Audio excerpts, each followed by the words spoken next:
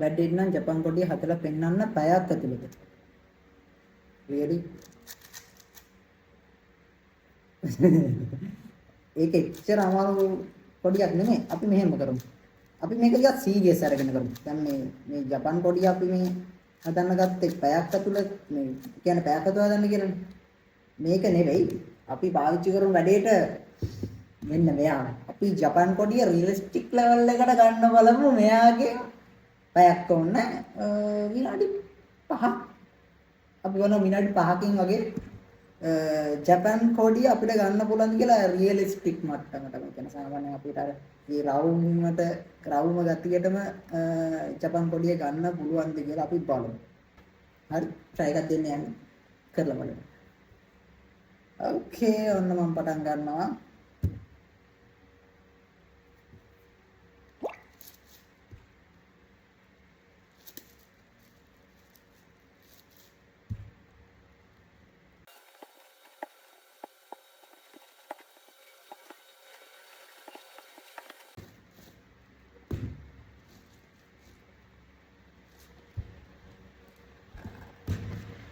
විනාඩිය නඩුව මට ඊට වැඩි දැන් නෙවෙයි නේද පුළුවන් මෙහෙම කොහොමද දැන් පොඩි ගතියක් තියෙනවනේ සාමාන්‍ය අර රවුන්ඩ් ගතියක් මේකේ හදුවාම ඉන්නේ නෑනේ මේකද රවුන්ඩ් ගතියක් වගේ ඉන්නේ නෑ නිකන් අර කොටු ගතියක් තියෙනවනේ මේක කොහොමද හොඳයි නේද ඕකේ ඔන්න විනාඩියයි